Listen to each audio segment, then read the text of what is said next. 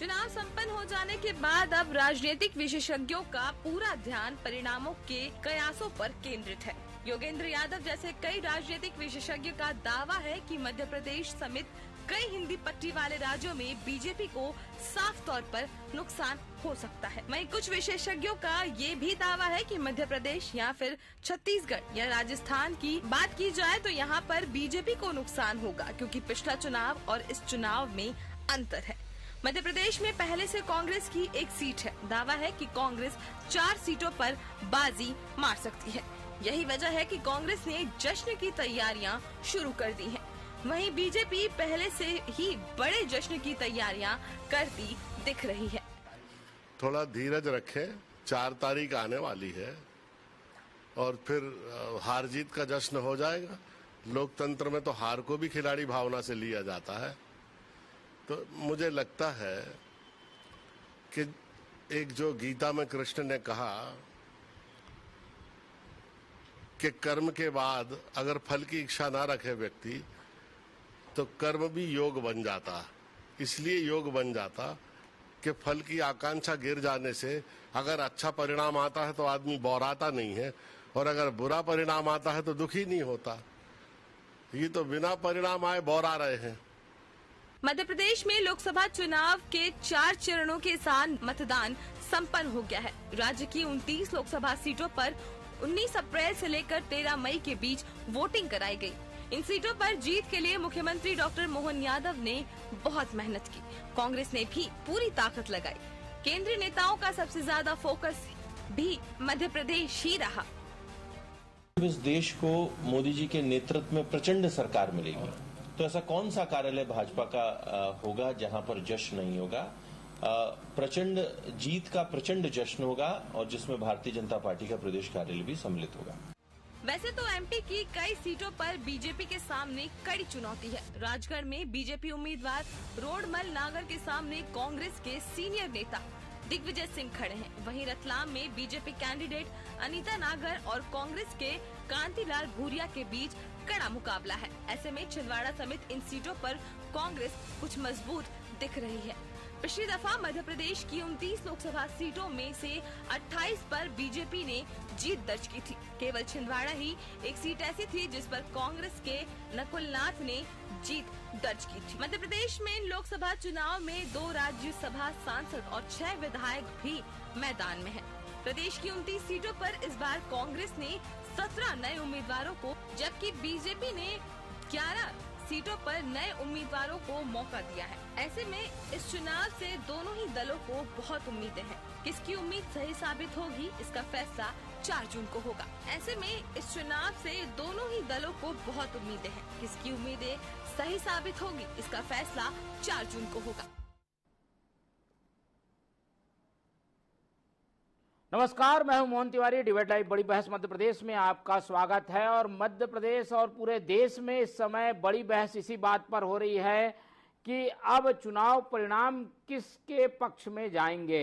अलग अलग राजनीतिक विश्लेषकों का अलग अलग आकलन है। अपने अपने प्रदेश में अपनी अपनी जमीनी हकीकत को तलाशने में राजनीतिक दल जुटे हुए हैं। और क्योंकि ये बहस मध्य प्रदेश की है, इसलिए मध्य प्रदेश पर केंद्रित रखते हुए दोनों पक्षों को हम आज तोलने की कोशिश करेंगे। जहां कांग्रेस पिछले बार से ज्यादा सीट हासिल करके अपनी जीत को बढ़ाना चाहती है, वहीं जश्न की तैयारी कर चुकी है बीजेपी। ऐसे में किसके दावे में कितना दम है और कौन कितना तैयार है, इसी पर बात करेंगे। मिल लेते उन मेहमानों से जो इस चर्चा में हमारे साथ रहेंगे।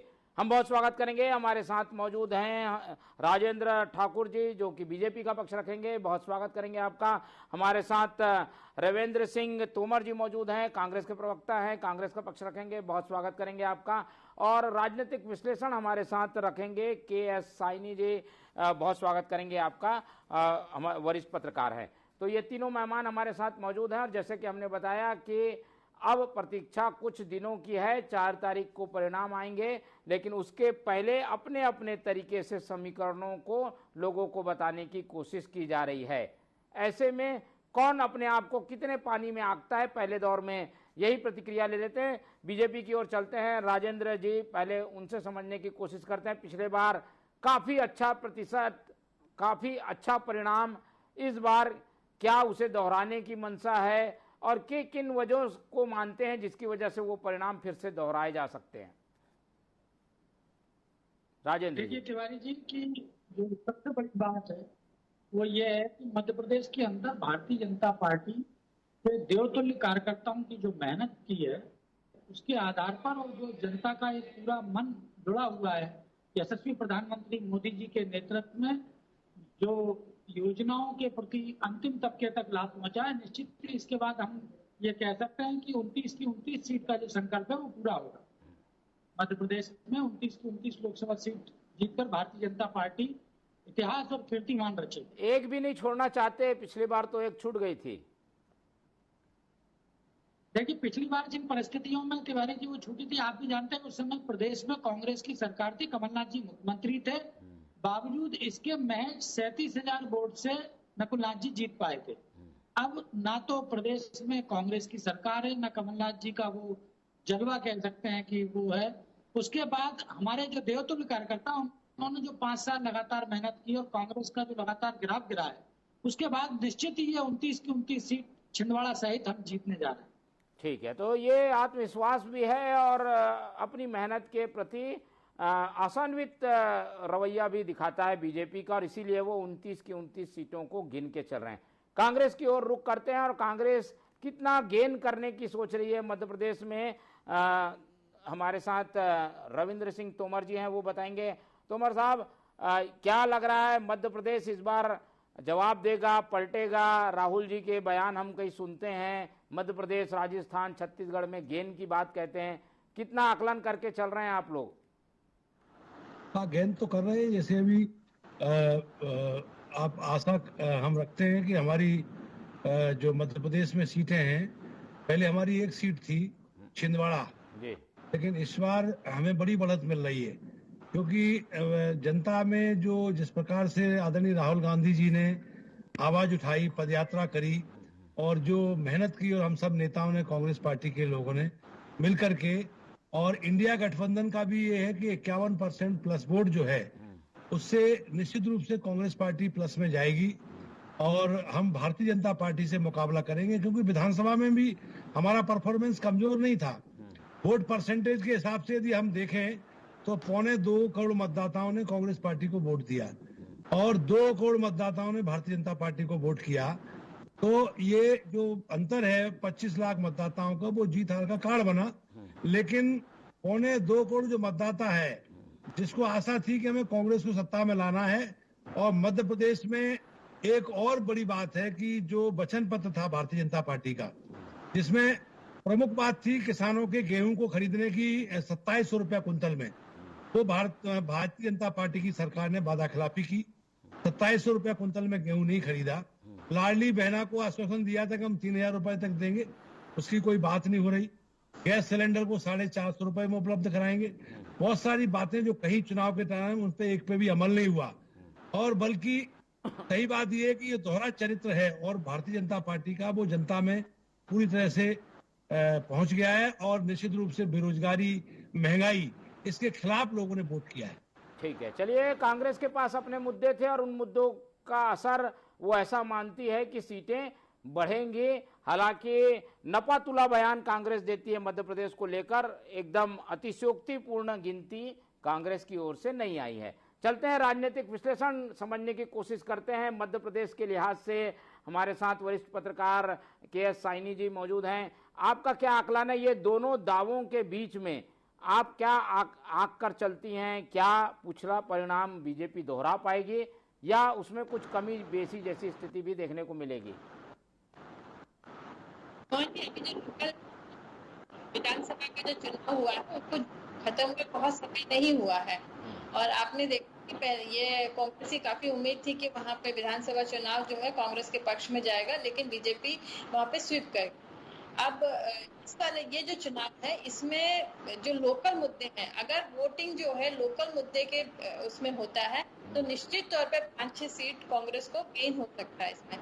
लेकिन मुद्दा अभी रहा, देखिए जो अंडर करंट होता है वो एक मतलब पता नहीं चलता है, लेकिन लोगों का जो है एमपीज जो सीट जिनको भी टिकट मिला है बीजेपी में, उसमें 5 सीट ऐसे हैं जिससे लोग नाराज हैं जैसे फग्गन सिंह स्थिति है, सिटी के जो कैंडिडेट हैं, वहाँ पे आप जाके अगर लोगों से मिलेंगे तो एमपी की नाराजगी है। इसके अलावा जो इस तरह से आवाज नहीं आ रही है। जी जी, मैं जोड़ने की जी आवाज नहीं आ रही। मैं जोड़ने की कोशिश करता हूँ, आप अपनी बात पूरी करिए। जी साइनी जी। तो कैंडिडेट्स हैं कुछ राजगढ़ में, दिग्विजय सिंह, ये सारे सीट जो हैं ये कांग्रेस के प्लस में जाता है। लेकिन अगर मोदी के फेस पे अगर चुनाव हुआ तो कांग्रेस को दिक्कत आएगी और सारे के सारे सीट जो है 29 के 29 सीट जो है बीजेपी जिस तरह से उम्मीद लगा रही है सीट जीतने की, वो बीजेपी के पक्ष में जा सकता है। ठीक है, ये निर्भर करेगा कि जनता किसको चेहरे मानकर वोट कर रही है, क्या उम्मीदवार आगे है या मोदी उम्मीदवार है। इस पर काफी हद तक मध्य प्रदेश की रणनीति और फैसला तय होने वाला है। लेकिन इन सब से अलग मध्य प्रदेश सरकार के कामकाज का भी एक असर है। वहां के मुख्यमंत्री की प्रतिष्ठा भी इस पर दांव में लगी हुई है। क्या उस पर भी वोट होगा? क्या चलते हैं बीजेपी की ओर। ठाकुर साहब, ये सब चीज भी देखी परखी जा रही है कि सरकार ने कैसा काम किया विधानसभा चुनाव जीतने के बाद। क्या विधानसभा चुनाव का जो प्रदर्शन था वो कायम रहेगा, लगता है आपको? ठाकुर साहब, मेरी आवाज मिल पा रही है आपको? राजेंद्र जी, राजेंद्र सिंह ठाकुर जी। जी आवाज आ रही है? जी आ रही है जी। अब मिल पा रही है? आवाज आ रही है? राजेंद्र जी, मेरी आवाज मिल पा रही है? उधर नहीं आती। ठीक है, आवाज ठीक करने की कोशिश करते हैं। जब तक मैं कांग्रेस से प्रतिक्रिया ले लेता हूं। तोमर साहब हमारे साथ जुड़े हुए हैं। तोमर जी, ये हिंदी पट्टी हमेशा कांग्रेस को एक तरीके से दगा देते आई है, खासतौर पर 14 के चुनाव के बाद।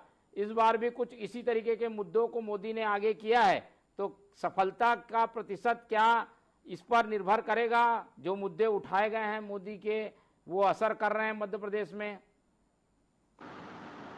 देखिए, मैं आपको एक बात बता दूं कि हिंदी पट्टी कभी दगा नहीं देती जी। तिवारी जी, हिंदी भाषी लोग सहृदय हैं और मैं समझता हूं आए नहीं पिछले कुछ परिणाम। देखिए, परिणाम क्या है कि उनको भ्रमित किया गया है। वो जो पिछले कार्यकाल में, जैसे उन्होंने, मोदी जी ने कह दिया कि वो हम कृषि की आय को 2 गुना करेंगे, हम 15 लाख रुपए प्रति खाते में भेजेंगे, हम 2 करोड़ लोगों को रोजगार देंगे, हम महंगाई को कम करेंगे, बहुत हुई महंगाई की मार, अब तो भाजपा सरकार। ये सारी चीजें एक बार एक टर्म में लोगों ने अवसर दिया, दूसरे टर्म में भी अवसर दिया कि चलिए अब नहीं तो अब ठीक हो जाएगा। तो कुल मिला के लोगों को क्या चाहिए? महंगाई के खिलाफ जिस तरह से गरीब जनता की कमर टूट गई, कमजोर जो व्यापारी, छोटा व्यापारी है, वो खत्म हो गया। जीएसटी ने आज तक देश में ऐसा नहीं हुआ, खाने पीने की वस्तुओं पर जीएसटी लगा करके तेल, दूध, घी, शक्कर, दही, चावल, आटा, सब पर जीएसटी लगता है। तो आप बताओ, जो मजदूर 400 रुपए कमाता है, वो अगर आटा, दाल, चावल, दूध, घी खरीदने जाएगा तो 150 रुपया तो उसका जीएसटी में चला जाता है जी। तो ऐसी स्थिति में वो जो निराशा है लोगों में, तो इसलिए उस समय लोग जिस तरह के जुमलेबाजी करके लोगों को भ्रमित कर लिया, हिंदी भाषी लोगों ने ये तय कर लिया कि मोदी जी के जुमले जो है ज्यादा कामयाब नहीं होंगे और उनका लंबा समय नहीं है।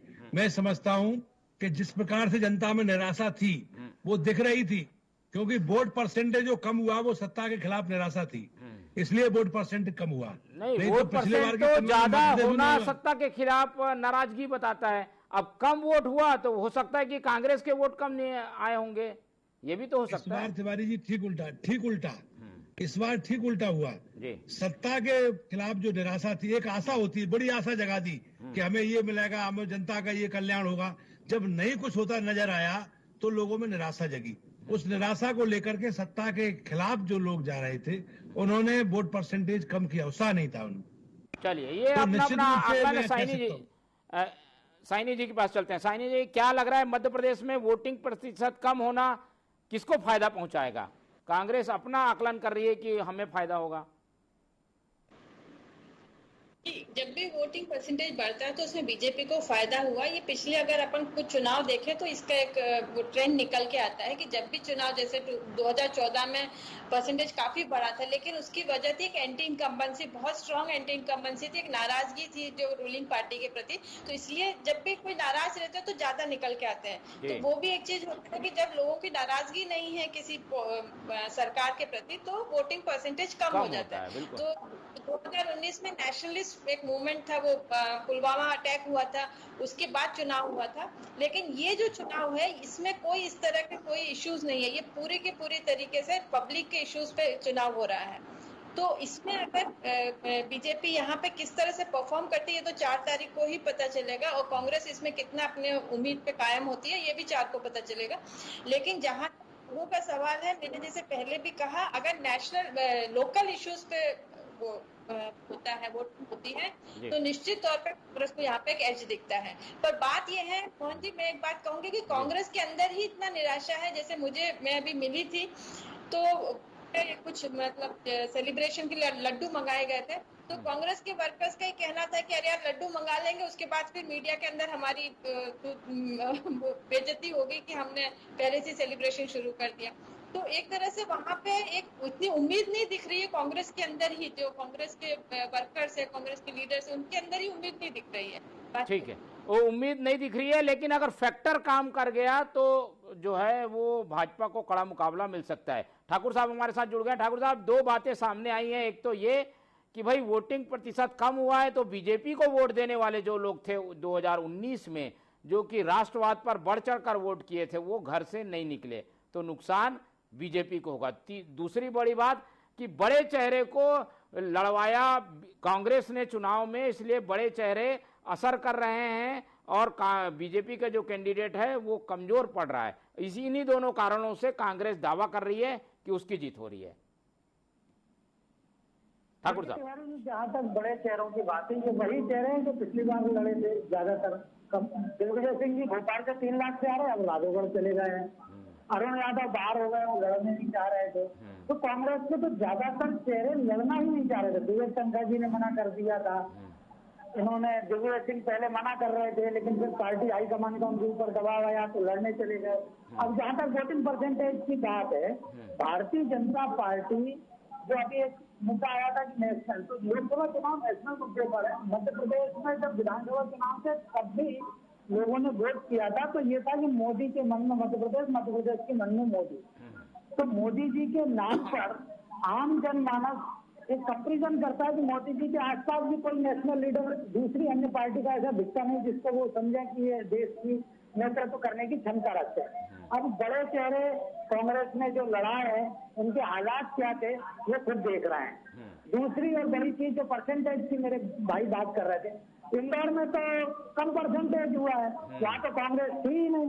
पर तो भाजपा का वोटर है करने जाएगा, जो योजनाओं से लाभान्वित हितग्राही है वो तो वोट करने जाएगा। हाँ, जहाँ कई जगह थोड़ा सा कम परसेंटेज हुआ है तो उनके अपने अपने क्षेत्र वाइज अलग कारण हो सकते हैं। पहले और दूसरे चरण के समय शादियों का सीजन बहुत था, हम देख रहे थे। तीसरे चौथे चरण में कहीं ना कहीं बूस्टअप हुआ है, और गर्मी भी बहुत है, गर्मी का भी असर हुआ होगा। हाँ, गर्मी उस समय, गर्मी से ज्यादा शादियों का सीजन था अप्रैल और जो फर्स्ट और सेकंड फेज में। दूसरी चीज जो थी कि लोगों में कहीं ना कहीं ये निराशा भी रही कि कांग्रेस कहीं प्रतिस्पर्धा में नहीं दिखी, तो लोगों को लगता है कि वोट देके जाके क्या करेंगे, तो ये भी एक बड़ा मुद्दा रहता है। ठीक है, तो इनके बावजूद कुछ सीटों तो दे देंगे। 3-4 सीटें का आकलन करके चल रही है कांग्रेस, वो भी नहीं आएगी। 3-4 सीट का आकलन करके चल रही है। देखिए, इनके आकलन तो आपने देखा, इन्होंने तो सूट बूट चलवा लिए थे विधानसभा में, विभाग भी बांट लिए थे।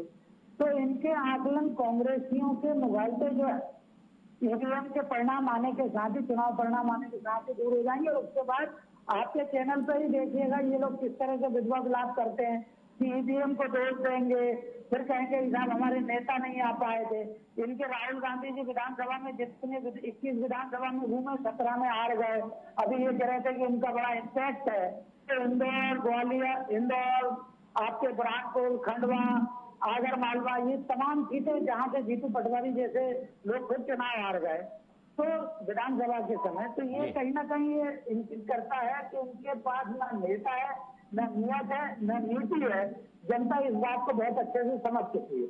ठीक है। और जो बड़े बड़े विश्लेषक कुछ प्रस्तुत कर रहे हैं कि भाई इन जगहों पर जहां 100% रिजल्ट बीजेपी दे चुकी है वहां नुकसान होगा, ऐसा आकलन भी आ रहा है।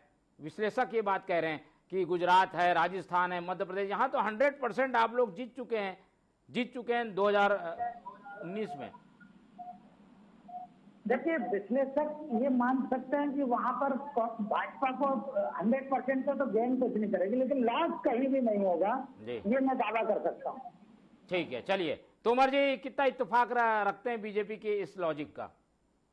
देखिए, मैं एक बात बता दूं, अभी जो हमारे प्रवक्ता जी ने एक बात कही तमिलनाडु में आप देखिएगा कि ईवीएम को दोष देंगे। ईवीएम से जब ये इतना इत्तेफाक रखते तो फिर हम बैलेट पेपर से मांग कर रहे थे, फिर बैलेट पेपर से चुनाव क्यों नहीं कराया? दूसरी बात, अगर आप इस बात से आश्वस्त थे, कोर्ट ने भी क्लीन चिट दे दी है तोमर साहब, अब तो सुप्रीम कोर्ट ने क्लीन चिट दे दी है ईवीएम पर। मेरा निवेदन तो सुन लो जी कि अभी जो हमारे विद्वान प्रवक्ता जी कह रहे थे ना बहुत सारी बातें कि कांग्रेस का रोना धोना, तो ये क्या ये लोकतंत्र में विपक्ष चाहते नहीं ना, इनकी तानाशाही है कि विपक्ष खत्म करना चाहिए। भाई, विपक्ष को अगर कोई बोलने का अधिकार नहीं है, कोई बात नहीं कर सकते, जो हम कहते हैं वो गलत कहते हैं, ये सही कहते हैं। इन्होंने जो वायदे किए उनकी हम याद नहीं दिलाएं, उनकी बात नहीं करें। और रहा सवाल चुनाव का कि जब मध्य प्रदेश में विधानसभा का चुनाव हुआ 6 महीने पहले, तो बैलेट पेपर से जो वोट पड़े कर्मचारियों के, उसमें 200 विधानसभा में कांग्रेस जीती, और जब ईवीएम का वोट खुला तो 163 सीटें भाजपा जीती। तो ये क्या संकेत आता है? ईवीएम का दोष है या नहीं, इससे तय करके बताओ। अरे हो सकता है कर्मचारी आपके साथ हो, आपने ओल्ड पेंशन स्कीम की बात कही थी, कर्मचारियों को उसमें फायदा लग रहा था तो कर्मचारी आपको वोट देंगे, लेकिन ये चुनाव तो पूरे क्षेत्र के रहने वाले वोटरों का चुनाव है। मैं ईवीएम को दोष इसलिए दे रहा हूँ, ईवीएम से चुनाव, जहां ईवीएम का आविष्कार हुआ, मैं सुप्रीम कोर्ट मैं न्यायालय का सम्मान करता हूँ, लेकिन जहां ईवीएम का आविष्कार हुआ जापान और अमेरिका में, वहां बंद कर दी गई, तो यहाँ क्या दिक्कत आ रही थी? ठीक है, चलिए मध्य प्रदेश में अब तो ये ईवीएम वाला मसला परिणाम के बाद डिस्कशन में आएगा। साइनी जी के पास चलते हैं। साइनी जी, ये जो स्थितियां बन रही है, क्या थोड़ी हताशा में है क्या कांग्रेस? ऐसा लग रहा है क्या ये बहाने खोजे जा रहे हैं क्या? जी, जैसे मैंने आपको पहले भी उदाहरण दिया, कांग्रेस के अंदर वो उत्साह नहीं दिख रहा है जिसकी मतलब इतने, अगर देखिए कांग्रेस अगर एक भी सीट जीत के आती है तो कांग्रेस के लिए विक्ट्री है, क्योंकि पहले सिर्फ एक ही सीट था कांग्रेस के पास, अगर कांग्रेस के पास 2-1 सीट और आ जाता है तो कांग्रेस के लिए वो भी विक्ट्री है। तो पर वो जो उत्साह होना चाहिए कांग्रेस के वर्कर्स के अंदर और कांग्रेस के लीडर्स के अंदर, वो वहां पे नहीं दिख रहा है। जिस तरह उत्साह नहीं दिख रहा है, एक उदासीनता है उनमें। तो ये दिखाता है कि कांग्रेस को कहीं ना कहीं अपने ही कहे हुए जो बातें हैं उस पे विश्वास नहीं है। तो 4 तारीख को ही, ठीक है, 4 तारीख को पता चलेगा और इसके लिए हमें इंतजार करना होगा। अंतिम चरण खत्म हो गया है और मध्य प्रदेश में अब चर्चा और कयास इसी बात के लगाए जा रहे हैं कि किसको कितनी सीटें मिलती है। समय इस पूरे चर्चा के लिए कम है, लेकिन हमें समय की बाध्यता का ध्यान रखते हुए चर्चा ही खत्म करनी होगी। इस पूरी चर्चा में KS साइनी जी हमारे साथ जुड़े, उनका बहुत धन्यवाद। तोमर साहब ने हमें समय दिया, उनका धन्यवाद। राजेंद्र सिंह ठाकुर साहब हमारे साथ जुड़े रहे, उनका बहुत बहुत धन्यवाद। तो तीनों मेहमानों का धन्यवाद करते हुए आज की ये बड़ी बहस लाइव डिबेट को यहीं खत्म करते हैं और आप लोग से रखते हैं उम्मीद कि आप लोग देखते रहेंगे TV24। रखिए अपना बहुत ख्याल। नमस्कार।